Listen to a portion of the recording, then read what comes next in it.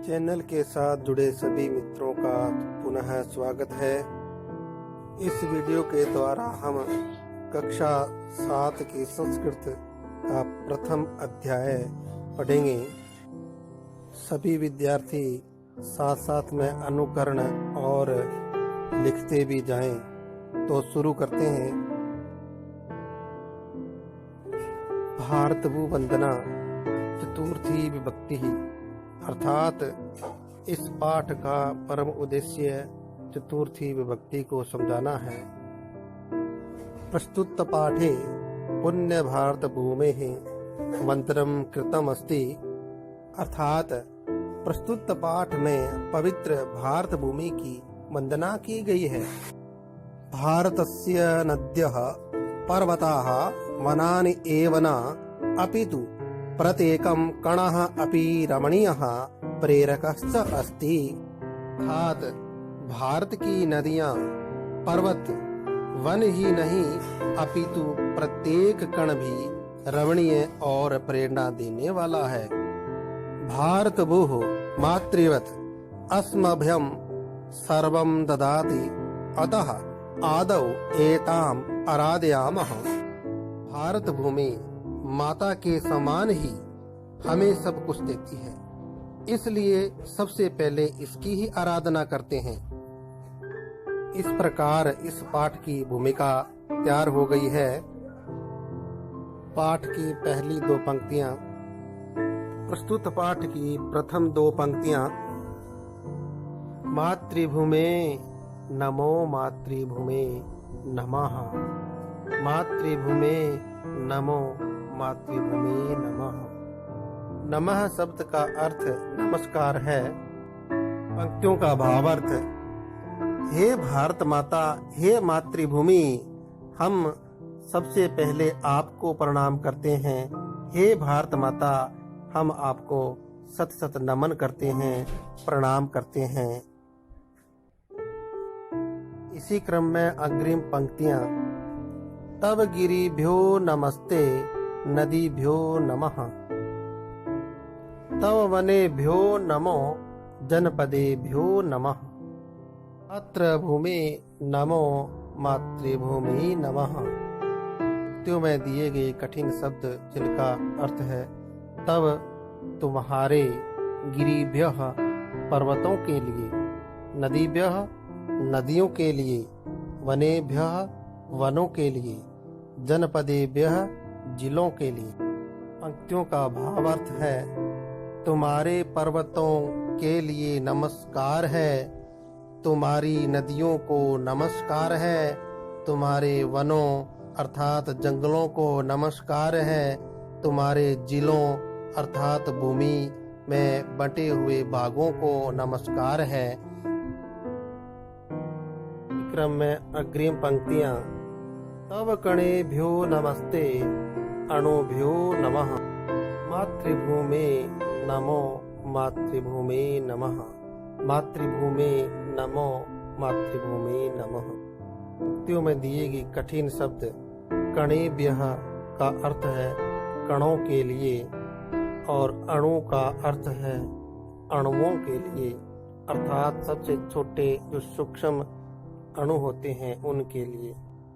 पंक्तियों का भावार्थ, हे भारत माता, तुम्हारे कणों को नमस्कार है, तुम्हारे अणुओं को नमस्कार है, तुम्हारे अणुओं अर्थात छोटे कणों को नमस्कार है। हे भारत माता, आपको मेरा प्रणाम है, नमस्कार है। पाठ की अग्रिम पंक्तियां, प्राण दे त्राण दे देवी, शक्ति प्रदे, रिद्धि दे सिद्धि दे, भुक्ति मुक्ति प्रदे। पंक्तियों में आई कठिन शब्द प्राण दे का अर्थ होता है प्राण देने वाला और त्राण दे का अर्थ होता है रक्षक और शक्ति प्रदे का अर्थ होता है शक्ति देने वाला और रिद्धि दे का मतलब होता है संपन्नता देने वाला। इसी प्रकार सिद्धि दे का अर्थ होता है पूर्णता देने वाला और भुक्ति मुक्ति प्रदे का अर्थ होता है भोग और मुक्ति देने वाला। पंक्तियों का भाव अर्थ है, हे भारत माता, हम आपको प्रणाम करते हैं। हे भारत माता, हम आपको प्रणाम करते हैं। हे प्राण देने वाली, हे रक्षा करने वाली, हे शक्ति देने वाली देवी, हे मातृभूमि, हे संपन्नता अर्थात समृद्धि को देने वाली, हे पूर्णता सफलता देने वाली माँ, तुझे नमन। भोग और मुक्ति देने वाली हम सब आपको प्रणाम करते हैं, आपके चरणों में प्रणाम करते हैं। इस प्रकार ये पंक्तियां पूर्ण हुई। पाठ की अग्रिम पंक्तियां, सर्वदे सर्वदा देवी तुभ्यं नमः, मातृभूमे नमो मातृभूमे नमः, मातृभूमे नमो मातृभूमे नमः। पंक्तियों में दिए गए कठिन शब्द। सर्वदे का अर्थ है सब कुछ देने वाला, सर्वदा का मतलब होता है सदा, और तुभ्यम का मतलब होता है तुमको। पंक्तियों का भावार्थ है, हे भारत माता, आपको नमस्कार है, हम सब कुछ देने वाली। हे देवी, सदा आपको हमारा नमस्कार है। मातृभूमि, हे भारत माता, आपको हम प्रणाम करते हैं, आपके चरणों में सत सत नमन करते हैं। इसी क्रम में आगे हम पाठ के जो अभ्यास दिए गए हैं वो करेंगे। पहला अभ्यास जो उच्चारण का है वो हमने कर लिया है। इसका दूसरा अभ्यास एक वाक्येन उत्तरतः अर्थात एक वाक्य में उत्तर दें। कै विकल्प का प्रश्न है, पाठानुसारेण कवि ही काम नमस्करोति। पाठ के अनुसार कवि किसको नमस्कार करता है, तो इसका सही उत्तर होगा पाठानुसारेण कवि ही मातृभूमिम नमस्करोति, अर्थात पाठ के अनुसार कवि मातृभूमि को नमस्कार करता है। कै विकल्प का प्रश्न है, प्राणदात्री का अस्ति, अर्थात प्राण देने वाली कौन है। इसका सही उत्तर होगा प्राणदात्री मातृभूमि अस्ति, अर्थात प्राण देने वाली मातृभूमि है। गै विकल्प का प्रश्न है, मातृभूमि केभ्यः भागेभ्यः नमः, कवि मातृभूमि के किस किस भाग को नमन करना चाहता है। इसका सही अर्थ है, मातृभूमि गिरिभ्यः नदीभ्यः वनेभ्यः जनपदेभ्यः कणेभ्यः अणुभ्यः च नमः। अर्थात कवि मातृभूमि के पर्वतों को, नदियों को, वनों को और उसके भूमंडलों को नमस्कार करता है। उसके प्रत्येक कण को नमस्कार करता है, अणु को भी नमस्कार करता है। कि घ विकल्प का प्रश्न है, मातृभूमि ही किम किम ददाति, अर्थात मातृभूमि हमें क्या क्या कुछ देती है। इस विकल्प का सही उत्तर है, मातृभूमि ही प्राण रक्षा शक्ति ही समृद्धि ही सिद्धि ही भोगः मोक्षश्च ददाति। यह मातृभूमि हमें प्राण देती है, हमारी रक्षा करती है और हमें शक्ति देती है, समृद्धि अर्थात धन संपत्ति देती है और सिद्धि जो कि बुद्धि देती है, भोग और मोक्ष हमें मोक्ष भी देती है। तो इस प्रकार यह एक वाक्यन उत्तरतः संपन्न हुआ। पाठ का तीसरा अभ्यास है, मंजूषातः पदानि चित्वा रिक्त स्थानानि पूरयत। साथ दिए गए विकल्प के खाली स्थानों को दिए गए विकल्पों में से उपयुक्त शब्द का चयन कर लिखें। का पहला विकल्प है, मातृभूमि नमो मातृभूमि। इस गीत की प्रथम पंक्ति है और अंत में आएगा नमः। विकल्प रिद्धि दे सिद्धि दे, रिक्त स्थान है जिसमें भुक्ति मुक्ति प्रदे शब्द आए। इस प्रकार रिद्धि दे सिद्धि दे भुक्ति मुक्ति प्रदे वाक्य बनेगा। विकल्प प्राण दे उसके बाद खाली स्थान देवी शक्ति प्रदे, इसके रिक्त स्थान में त्राण दे शब्द आएगा। है विकल्प तव कणेभ्यो नमस्ते, इसके बाद रिक्त स्थान और नमः, रिक्त स्थान में अणुभ्यः शब्द आएगा। तो इस प्रकार जो तीसरा अभ्यास था वह भी पूर्ण हुआ। आगे का विकल्प देखते हैं। रेखांकित पदानि अधिकृत्य प्रश्न निर्माणम कुरुत, अर्थात रेखांकित पदों को आधार मानकर प्रश्नों के निर्माण करें। कै विकल्प का वाक्य है कणेभ्य नमस्ते। इस वाक्य का रेखांकित पद है कणेभ्य। कणेभ्य शब्द के स्थान पर केभ्य शब्द का प्रयोग हो और प्रश्न बनेगा केभ्य नमस्ते। ख विकल्प का वाक्य है मातृभूमि ही प्राणदात्री अस्ति। यहाँ रेखांकित पद प्राणदात्री है। प्राणदात्री शब्द के स्थान पर प्रश्न बनाने के लिए कीदृशी शब्द का प्रयोग किया जाएगा। तो इस प्रकार पूर्ण प्रश्न बनेगा मातृभूमि ही कीदृशी अस्ति, अर्थात मातृभूमि कैसी है। गै विकल्प का वाक्य है अणुभ्यः नमः। यहाँ पर अणुभ्यः शब्द रेखांकित है। वाक्यानुसारेण अणुभ्यः शब्द के स्थान पर केभ्य शब्द, किसका, केभ्य शब्द का प्रयोग होगा और प्रश्न बनेगा केभ्य नमः। घै विकल्प का वाक्य है मातृभूमि ही शक्ति प्रदात्री अस्ति। यहाँ पर मातृभूमि शब्द रेखांकित है जिसके स्थान पर का शब्द का प्रयोग होगा और प्रश्न का निर्माण होगा का शक्ति प्रदात्री अस्ति। तो इस प्रकार यह अभ्यास भी पूर्ण हुआ। हम आगे का अभ्यास देखते हैं। अब हम देखेंगे पंचम अभ्यास जो है चित्राणाम आधारेण चतुर्थी विभक्तेः रूपाणि ज्ञात्वा रिक्त स्थानानि पूरयत, अर्थात चित्रों के आधारित चतुर्थी विभक्ति के रूपों को समझकर रिक्त स्थानों की पूर्ति करनी है जो पुल्लिंग में और स्त्रीलिंग आकारांत और बाद में स्त्रीलिंग इकारांत रूप दिए गए हैं। तो हम उनको करते हैं हल।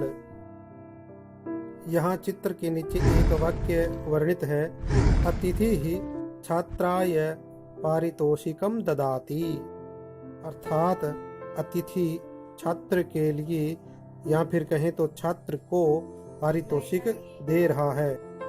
घेरे में जो शब्द है वो चतुर्थी विभक्ति का रूप है, वह छात्र शब्द से बना हुआ है। आगे रिक्त स्थान दिए गए हैं उनकी पूर्ति करते हैं। पहला विकल्प हमें उदाहरण के रूप में समझाया गया है। युवकः शब्द का चतुर्थी विभक्ति में युवकाय बना हुआ हमें समझाया गया है। बाकी जो रूप हैं इसी प्रकार बनेंगे। तो बनाते हैं। पहला म्यूरः का बनेगा म्यूराय, सैनिकः शब्द का सैनिकाय, बालकः शब्द का बालकाय, नायकः शब्द का नायकाय। इसी प्रकार ये चतुर्थी विभक्ति के रूप बनते हैं।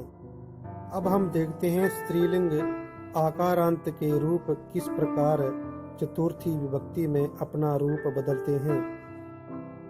चित्र के नीचे एक वाक्य वर्णित है अतिथि ही छात्रायै पारितोषिकम ददाति, अर्थात अतिथि लड़की को पारितोषिकम दे रहा है, अर्थात छात्रा है जो लड़की स्कूल में पढ़ने वाली है उसको पारितोषिक दे रहा है। बालिका शब्द का उदाहरण के रूप में हमें समझाया गया है, जिसका बनता है बालिका यही है। छात्रा शब्द का रूप बनता है छात्रा यही है, और महिला शब्द का रूप बनता है महिला यही है, और स्थालिका शब्द का बनता है स्थालिका यही है, और अभ्यास पुस्तिका का बनता है अभ्यास पुस्तिका यही है।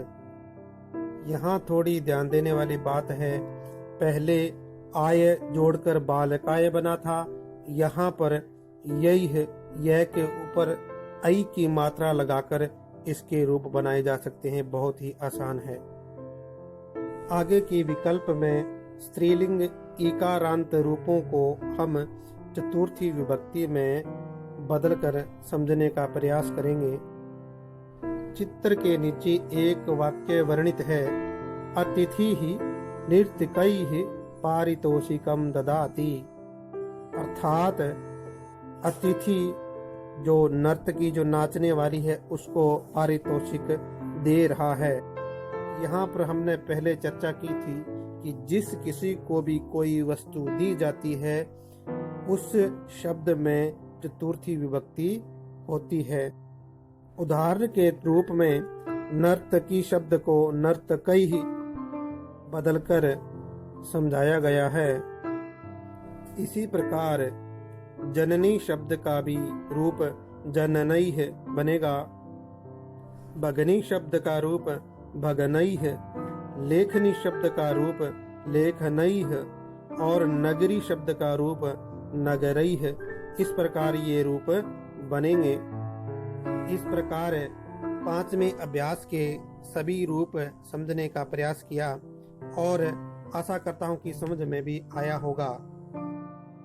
इसके बाद पाठ का छठा अभ्यास देखते हैं। कोष्ठ के प्रदत्तस्य शब्दस्य शुद्धम रूपम लिखत, अर्थात कोष्टक में दिए गए शब्द का सही रूप लिखें। हमें पहला वाक्य उदाहरण के रूप में समझाने का प्रयास किया गया है और उसके जो कोष्टक है उसमें निर्धनः शब्द लिखा हुआ है। यहाँ पर पिता निर्धनाय धनम ददाति ऐसा वाक्य बना हुआ है। हमें समझ में आ रहा है कि निर्धनः शब्द का रूप जो चतुर्थी में बनता है निर्धनाय ऐसा बना हुआ है। इसी प्रकार हम अन्य विकल्पों को भी बनाने का प्रयास करते हैं। पहला कै विकल्प माता, उसके बाद रिक्त स्थान धनम ददाति, तो ऊपर के वाक्य की तरह ही ये वाक्य हैं। तो पुत्र कोष्टक में दिया हुआ है तो पुत्र का पुत्राय ऐसा रूप बनेगा। इसी प्रकार ख विकल्प जिज्ञासु ज्ञानस्य रिक्त स्थान समयम ददाति, और कोष्टक में अर्जनम शब्द है। अर्जनम शब्द का चतुर्थी विभक्ति में अर्जनाय ऐसा रूप बनकर पूर्ण वाक्य बनेगा। जिज्ञासु ज्ञानस्य अर्जनाय समयम ददाति। गै विकल्प तरुणः रिक्त स्थान पुस्तकानि ददाति, और कोष्टक में है मित्रम। मित्रम शब्द का चतुर्थी विभक्ति में रूप बनता है मित्राय, तो तरुणः मित्राय क्या है? तरुणः मित्राय पुस्तकानि ददाति। घै विकल्प का वाक्य जनकः और रिक्त स्थान शाटिकाम ददाति। कोष्टक में शब्द है जननी और जननी का बनेगा जनकैः। इस प्रकार सिद्ध हुआ। इस अभ्यास में चतुर्थी विभक्ते रूपाणि लिखतः दिए गए चतुर्थी विभक्ति अंत शब्दों को द्विवचन और बहुवचन में बदलकर लिखना है। उदाहरण के रूप में हमें समझाया गया है। एक वचन में ग्रामाय, द्विवचन में ग्रामाभ्याम और बहुवचन में ग्रामेभ्यः। हम इसी प्रकार कृषकाय शब्द के अन्य रूपों को भी समझने का प्रयास करेंगे। कृषकाय एक वचनम, कृषकाभ्याम द्विवचनम, कृषकेभ्यः बहुवचनम, इस प्रकार रूप बनते हैं। इसके बाद वित्त कोशाय, इसके रूप देखते हैं। वित्त कोशाय एक वचनम, वित्त कोशाभ्याम द्विवचनम, वित्त कोशेभ्यः बहुवचनम। इसी प्रकार आकारांत स्त्रीलिंग के रूप भी देखते हैं। यहाँ वाटिकायै, वाटिकाभ्याम और वाटिकाभ्यः उदाहरण के रूप में हमें समझाया गया है। इन रूपों की तरह हम निम्न दिए गए रूपों को भी बनाने का प्रयास करते हैं। पाठशालायै, इस शब्द के रूप पाठशालायै एक वचनम, पाठशालाभ्याम द्विवचनम, पाठशालाभ्यः बहुवचनम, इस प्रकार रूप बनेंगे। इसी क्रम में मालायै एक वचनम, मालाभ्याम द्विवचनम, मालाभ्यः बहुवचनम, तो इस प्रकार ये भी रूप बनेंगे। इसी प्रकार ईकारांत स्त्रीलिंग के रूप भी बनाकर देखते हैं। उंगली शब्द का चतुर्थी विभक्ति रूप उंगलैः बनता है, जो कि एक वचन में बनता है।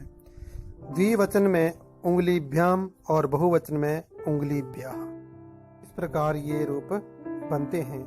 इसी क्रम में भगनी शब्द का भगनैः द्विवचन में भगनीभ्याम और बहुवचन में भगनीभ्यः रूप बनेंगे। इसी प्रकार पितामही शब्द के रूप पितामहैः एक वचन में और द्विवचन में पितामहीभ्याम और बहुवचन में रूप बनेगा पितामहीभ्यः। आशा करता हूँ कि चतुर्थी विभक्ति के रूप आप लोगों को समझ में आ गए होंगे और अन्य रूपों को भी देख लेना। 9वें अभ्यास में रेखांकित पदम द्विवचने बहुवचने च परिवर्त्य रिक्त स्थाने वाक्यम लिखत, अर्थात दिए गए वाक्य को पढ़कर उन्हें द्विवचन और बहुवचन में परिवर्तन कर लिखें। तो देखते हैं। दिया गया पहला वाक्य है पितामही पौत्राय चाकलेहम ददाति, अर्थात दादी अपने पोते के लिए चॉकलेट देती है। इस वाक्य का द्विवचन में रूप बनेगा पितामही पौत्राभ्याम चाकलेहम ददाति। यहाँ पर पौत्राय के स्थान पर पौत्राभ्याम शब्द जुड़ेगा और इसी प्रकार बहुवचन का वाक्य बनेगा पितामही पौत्रेभ्यः चाकलेहम ददाति। इस प्रकार ये वाक्य सिद्ध हुए। अगला वाक्य है स्वामी सेविकायै कार्यम वदति, अर्थात स्वामी नौकरानी को कार्य बताता है। इस वाक्य का द्विवचन रूप होगा स्वामी सेविकाभ्याम कार्यम वदति। पर जो सेविका शब्द चतुर्थी विभक्ति में निर्मित सेविकायै था, उसके स्थान पर सेविकाभ्याम रूप बदल गया। इसी प्रकार इसका बहुवचन में स्वामी सेविकाभ्यः कार्यम वदति, इस प्रकार ये वाक्य बनेगा। आशा करता हूँ कि वाक्य के द्वारा ये समझ में आ गया होगा।